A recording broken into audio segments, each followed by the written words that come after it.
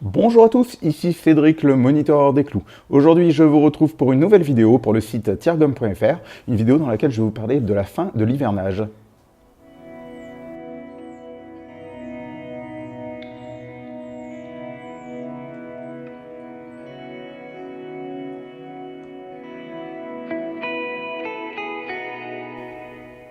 Donc si, comme cette moto, comme cette R6, votre machine est restée bien au chaud pendant cet hiver, ça va bientôt être le moment de reprendre les routes avec. Donc pour ce faire, dans une première partie, je vais vous parler des différents points à vérifier sur le plan technique donc de la moto, pour pouvoir reprendre la route sereinement. Dans une deuxième vidéo, je ferai le point sur les différents conseils de conduite que je peux vous donner pour pouvoir reprendre tranquillement la route sans danger. Donc quand les routes sont encore un peu froides et encore humides à cette période de l'année. Donc en sortant votre machine pour la première fois après l'hiver, il va falloir vérifier différents points. Donc la batterie, les pneus, les commandes, donc des éléments qui vont pouvoir influencer plus ou moins directement sur votre pilotage ou qui au pire vont faire de vous un naufragé de la route en vous laissant sur le bord de la route sans pouvoir redémarrer après être parti pour la première fois à la station-service par exemple. Avant toute chose, un petit mot rapide sur l'utilisation de la béquille d'atelier. Donc c'est un outil que vous allez pouvoir trouver entre 50 et 100 € en fonction du modèle et qui vous rendra bien des services si vous êtes amené à faire régulièrement l'entretien de votre machine vous-même. Commençons avec les pneus. Si vous n'avez pas pris la précaution de surélever la moto afin de soulager les points de contact au sol cet hiver, et que vous ne l'avez pas régulièrement déplacé, ces longs mois d'attente auront pu créer un plat sur le pneu, à l'endroit auquel s'effectue le contact avec le sol. C'est pas très gênant en soi, mais il faudra laisser la moto au repos une bonne journée en s'assurant que le point de contact du pneu avec le sol n'est pas le même, dans le but d'atténuer ce plat. Pensez donc à vérifier la moto à minima la veille de la première sortie. Bien entendu, il faudra vérifier la pression, et il sera très probablement nécessaire de refaire la pointe. Un pneu perd toujours un peu de pression en étant au repos. Si vous preniez la route avec une pression incorrecte, les pneus risquent de se dégrader de façon prématurée et surtout irrégulière.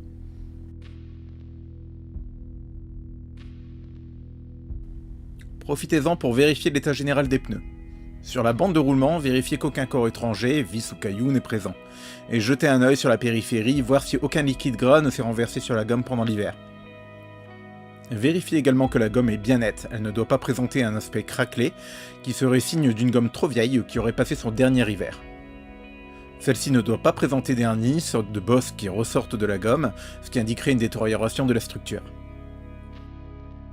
Pour finir, vous pouvez bien évidemment profiter de ce moment pour vérifier la profondeur des sculptures.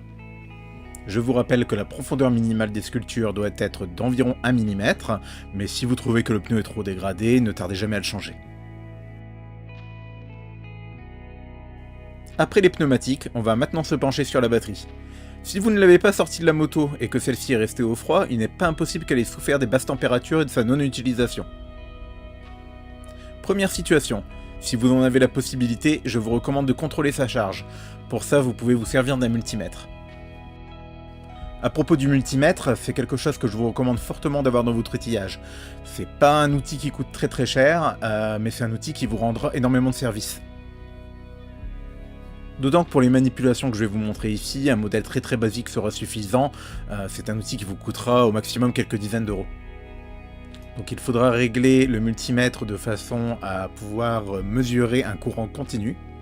Donc ici sur mon modèle le calibre est automatique, autrement vous pouvez choisir 20 volts si votre multimètre propose des calibres.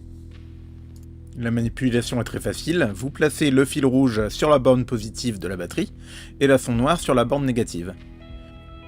Inutile de sortir la batterie de la moto si elle s'y trouve. Contact coupé, vous allez mesurer la valeur. En fonction de la tension que vous allez obtenir, ça vous indiquera le niveau de charge de la batterie et son état potentiel. Si la tension est inférieure à 11 volts, la batterie est probablement abîmée, et même si passer par un chargeur dit intelligent permettra peut-être de restaurer une petite partie de ses capacités, il faudra peut-être envisager son changement. Si la tension est comprise entre 11,5 volts et 12 volts, la batterie est peut-être ok, mais elle est déchargée et peut être sulfatée. Si la tension est entre 12 volts et 12,5 volts, la batterie est sûrement ok, mais juste déchargée, une bonne charge devrait arranger ça. Si la tension est d'environ 12,6 volts et supérieure, sans excéder les 13 volts, c'est tout bon, la batterie est pleine. Dans tous les cas, après une charge, laissez reposer la batterie toute une nuit et recontrôlez sa tension après.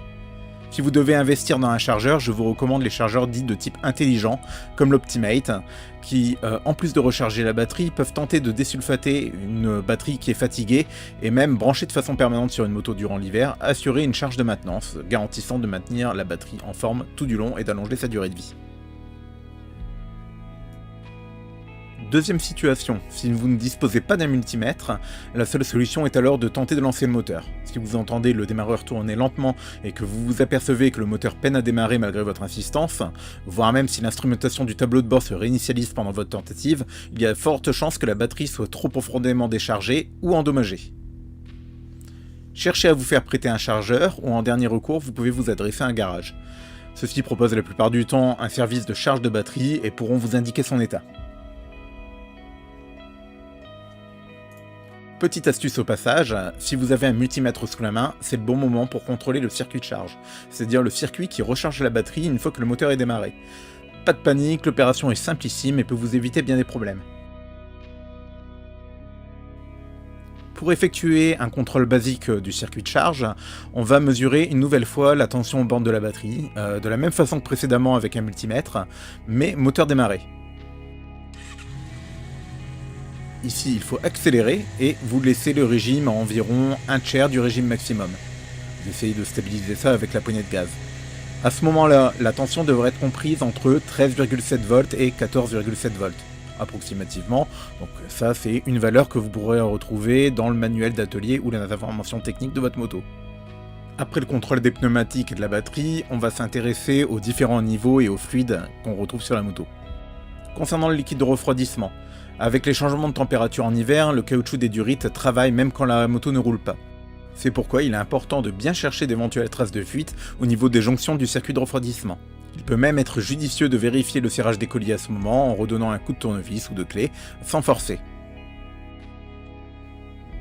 Une fois que vous avez fait le tour de circuit, contrôlez le niveau de liquide dans le vase d'expansion et faites le point si nécessaire. Du côté de l'huile moteur, commencez par vérifier le niveau, soit par la jauge, donc une jauge plongeante qui est vissée sur le côté de la moto, ou par le hublot en fonction de la marque et du système employé par la machine. Bien évidemment, vous faites la pointe si celui-ci s'impose.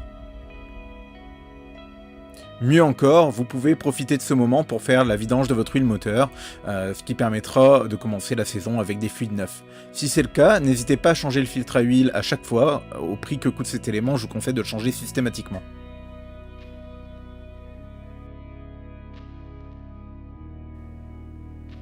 Pour ce qui est du liquide de frein, guettez les éventuelles fuites de liquide au niveau des bocaux, des durites et des connexions, et aux étriers. Vérifiez également le niveau, soit par transparence ou par le hublot aménagé dans le réservoir.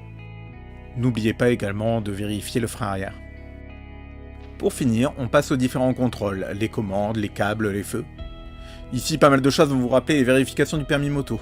C'est le moment de contrôler les différentes commandes. Contrôler la course, le jeu et le mouvement des différents leviers, de la pédale de frein, du sélecteur et de la poignée de gaz.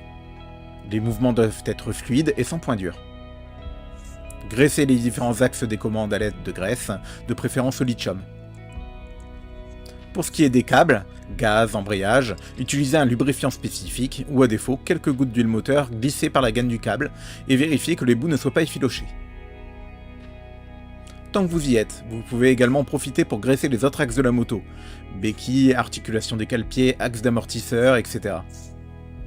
Au niveau de la fourche, jetez un œil au tube plongeur, il ne doit pas être gras. Le cas contraire indiquerait que les joints SPI, les joints à lèvres, sont endommagés. Même chose au niveau de l'amortisseur arrière, des traces grasses trahiraient une fuite. Si votre moto dispose d'une transmission finale par chaîne, c'est le moment de contrôler sa tension, puis de graisser la chaîne. Vous pouvez le faire avec un lubrifiant spécialisé, après avoir éventuellement nettoyé la chaîne si celle-ci est trop sale. Pour le réglage de la tension de chaîne, référez-vous à votre manuel d'utilisation. La méthode et le réglage en lui-même changent selon les modèles de moto. Pour finir, on contrôle les feux et les différents témoins. Mettez le contact et vérifiez qu'aucune erreur n'apparaît au tableau de bord. Mettez vos clignotants et contrôlez que ceux-ci fonctionnent correctement.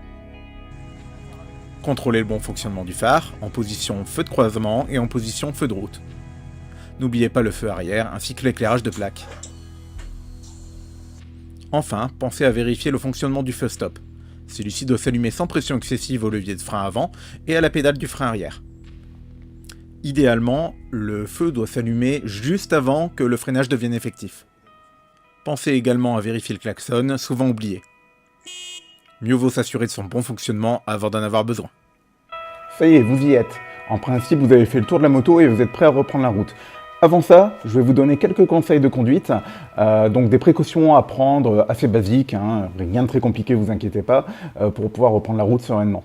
Donc c'est ce qu'on verra ensemble dans une seconde partie de la vidéo qui arrive tout de suite.